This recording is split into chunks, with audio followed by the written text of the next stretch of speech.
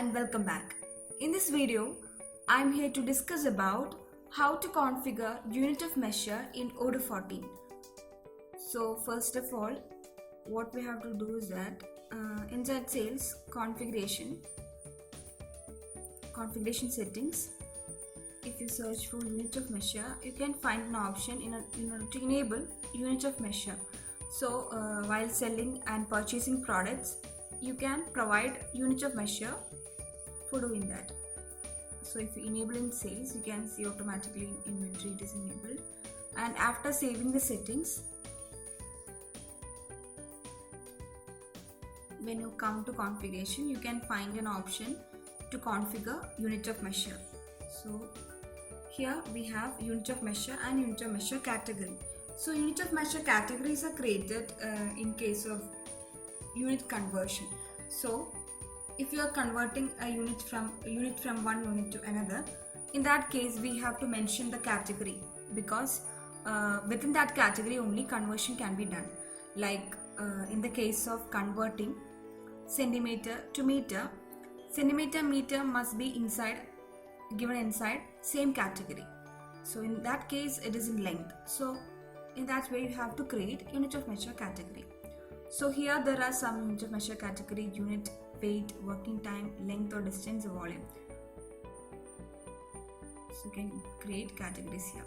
Then after creating category, you can see unit of measures. So there are a lot of unit of measures created having different categories. You can see the category name, then type.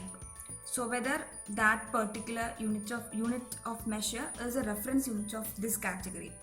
So inside a category, number of units will be created, and for one unit need to be set as a reference unit. So for using that, we will do the conversion. So let's see one unit. So here we have already created a unit, that is units, and you can see unit of measure here. So its name is units. Then category. So we have already a category, that is unit. So unit of measure belongs to this category. And then you can give Indian GST UQC, which is a code. You can give that unique quantity code given to units. Then type, you have to mention the type of this unit, whether it is bigger than the reference unit, or it is itself a reference unit of this category, or it is smaller than the reference unit of measure. So here in this case, units is the reference unit of measure of this category, unit. Then we can provide rounding for your unit. So computed quantity will be a multiple of this value. So it is better to use 1.0 for unit of measure that cannot be further split, such as P's and all. Then we can set whether this unit of measure is active or not. So let us create a new unit of measure.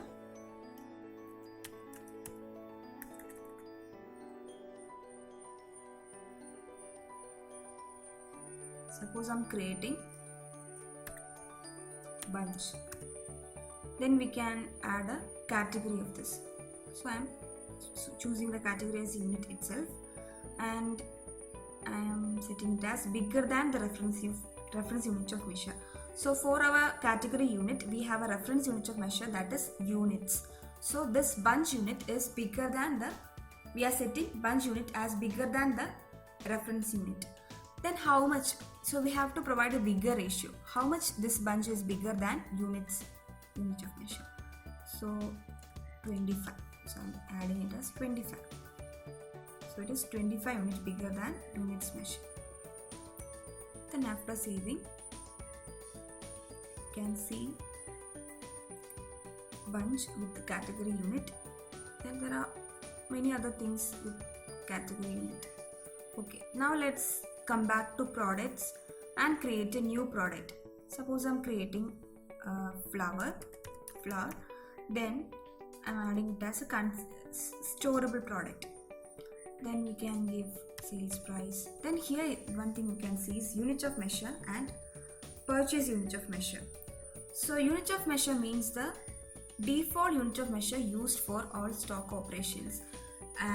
Or for stock operations, like when you're selling product and all, selling this product, you can use this default unit of measure. So while you're creating a sale order, this unit of measure will automatically shown. Then purchase unit of measure. So this is a default unit of measure while you're purchasing the product. So while creating purchase order, this unit of measure will be shown while selecting the product. So you have to make sure that this purchase unit of measure and unit of measure are in same category. Otherwise, while purchasing,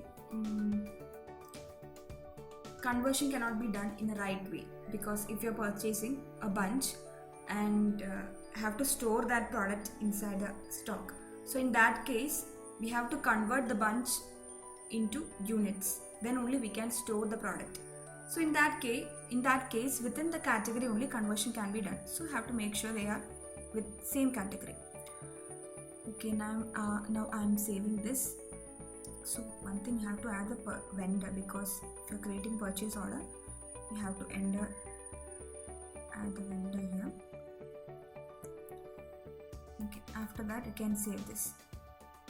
Now let's create a purchase order. Oh, because before that I forget one thing.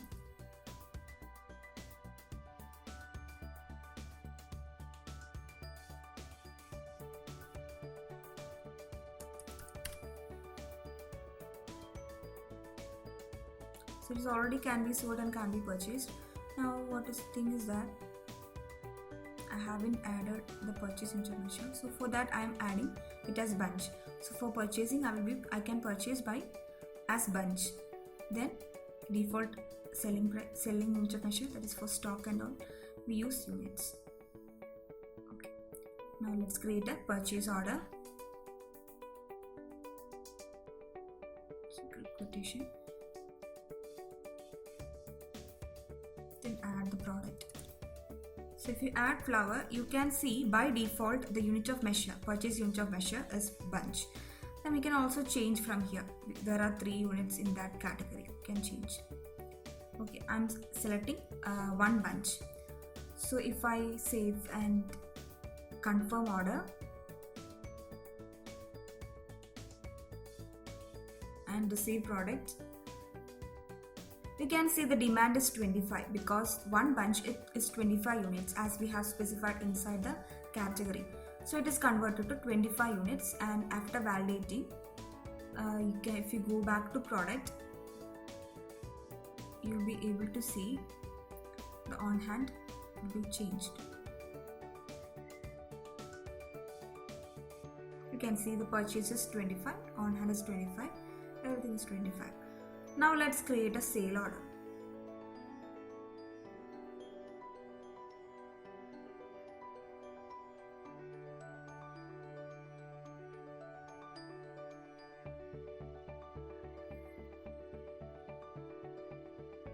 Okay, we are adding the same product. So here you can see automatically the default unit of measure is shown as units, as we have given inside the product that unit of measure is units. So that is while saving the product, default is units, and from here also you can change that, but the stock is handled as units, and you can confirm it and you can deliver it. You can see reserved as 1.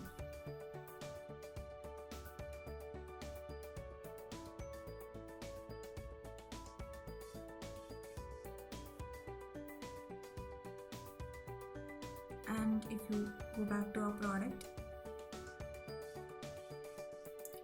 so you can see on hand changed to 24 as we have delivered one product. So this is how we make use of unit of measure in order to sell product and purchase product. So that's all about unit of measure in Odoo 14. If you are interested in knowing more about this or looking for any Odoo implementation or customization in your business, drop your request to odoo@cybrosys.com.